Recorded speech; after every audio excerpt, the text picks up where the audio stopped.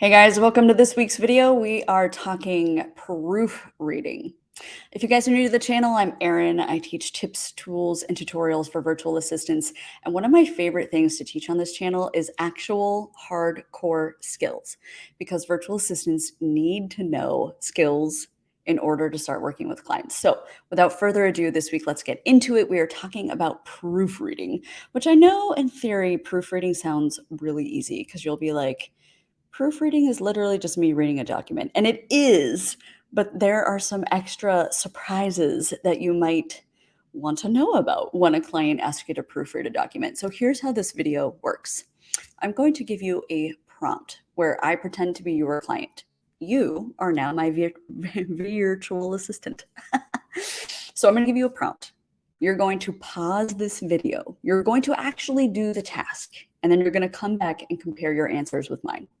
And I really want you to actually pause the video and do the task too, because if you don't pause and you just watch it all the way through, you're only hurting yourself because you're not really learning anything, because you're not really trying. So the best way to learn is to do.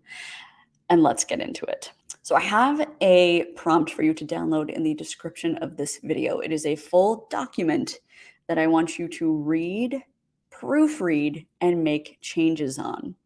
So go ahead, pause the video now, download the document, and you'll know you have the right document, by the way, when you see this. Welcome to Sweetberry Farms. And I want you to find the mistakes, and good luck. A few moments later. All right, guys, welcome back. I hope you found this fun. I had a lot of fun writing this particular one. So how many mistakes did you find? I really want you to answer this too. How many mistakes did you find? How many spelling and grammar and potentially formatting mistakes did you find? Because there were quite a few in there. In fact, if you were really, really, really giving it your full attention, you would have found 16 spelling mistakes, 3 grammatical errors, which are highlighted in blue here. And I'm happy to say the formatting actually was okay. Sometimes clients will mess up the formatting, particularly if they're giving you a PowerPoint slide to look through. But in this case, I gave you a Word document and I kept it pretty straightforward. So honestly, how did you guys do? I am not afraid to tell you that I find proofreading to actually be one of the hardest things to do. And it sounds the easiest. I've had so many clients send me documents or PowerPoint presentations where they ask me to proofread. And when I first started doing this as an assistant, I thought to myself, well, this is the easiest task in the world. I'm just reading through their PowerPoint presentations and telling them it looks great. But it turns out that's not what really clients wanted at all. Clients wanted honesty. They wanted changes. They wanted changes that made their product or service better. They wanted changes for me that made their language sound more concise, more clear. And I was so nervous initially for insulting my clients. I was worried that if I made too many changes, they were going to think that I was overstepping my boundaries. Turns out that is not the case at all. But I have some kind of proofreading 101 that we're going to go through together to help make this process easier for you.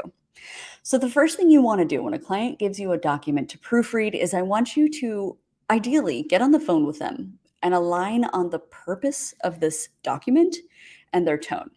So here's what I mean. A client who gives you a presentation to look through, let's just pretend they're pitching their startup to investors. Well, that's a very different goal. That goal for them is going to be clarity. It's going to probably be data driven. It's going to need to be emotional. It's going to basically need to convince a bunch of investors to give them money. So you as the proofreader have to come in, and understanding that tone, you really have to have a good sense for what kind of heartstrings do you have to tug on? How can you better make this a more emotional pitch so that you're helping that client get that money that they need? And that is a very different proofreading job than somebody being like, hey, I have a job listing for my company, and look through this job listing. Is it clear? That a job listing proofreading task is probably more spelling and grammar and making sure that your client isn't embarrassing themselves and making any obvious mistakes. So those are two very different things. And the first thing you always want to do as a VA is align on your client's goals. The second thing I highly recommend is that you start proofreading with a fresh mind and a fresh set of eyes. So if you are tackling a proofreading task at 6 p.m. at night, you're exhausted, you've been working all day, you can barely see your laptop anymore, probably not the best time to proofread because your brain is super tired. So if you can, delay the proofreading task until you have taken a walk or you've taken a shower, you went to the gym, you walked your dog, you got a cup of coffee, your brain is zinging and you're feeling really good. Because anytime I've tried to proofread when I'm tired, I also make mistakes. Third thing I want you to do is read through the document just one time for context. One time for context is great because, again, it relates to the purpose and the goal. If you just read through the document rather than hopping in and like being like, oh, spelling mistake, that's an error, there's an error over there, your brain settles into this kind of overall theme if you just read it through once. So read it through for your enjoyment to be like, oh, cool, we're selling strawberries today.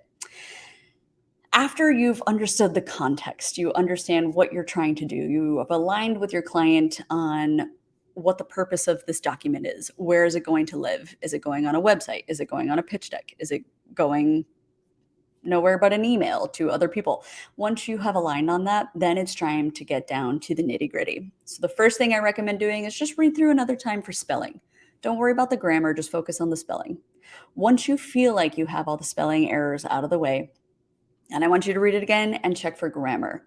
Special emphasis by keeping those two things separate will help your mind really focus and be able to pull out errors where maybe if you were just quickly reading, you would have missed those.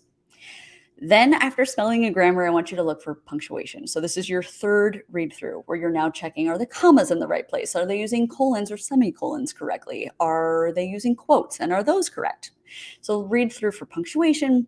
And then finally, just once you have all your edits in, review the format. How's the format look? Is it clear? Are there any glaring mistakes? Are there any weird spaces? Have they messed up anything on a presentation so that the boxes have like truncated the text? So look through for format, make edits as needed.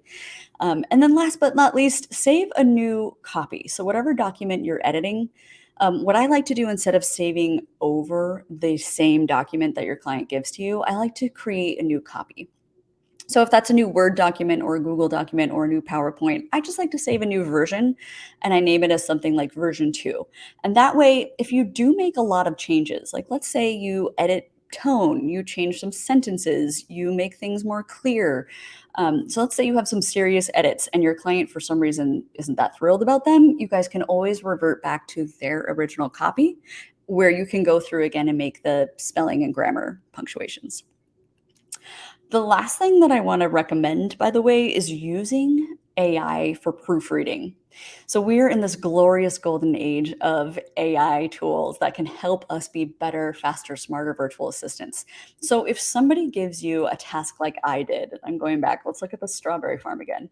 If you're getting a task where somebody says, read through for clarity, spelling, and grammar, and let's say you're not a strong writer, let's say English is not your first language, let's say you yourself are not sure if there are any grammar mistakes, you can always copy and paste the text and run it through services like ChatGPT or paste it into Bard, or paste it into Bing Chat, whatever it is that you're using. There are free tools out there where you can say to AI, hey, please read through for spelling and grammar and make sure that this is clear and concise. Copy paste, and it will pull up and fix all the mistakes for you.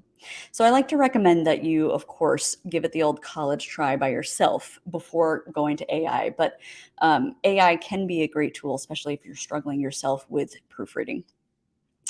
So how'd you guys do? I would love to know how you did.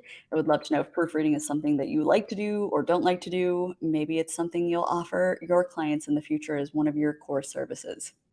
Thank you guys so much for joining me, and I hope to see you on the next video. I have many more training videos coming right here for you on this channel.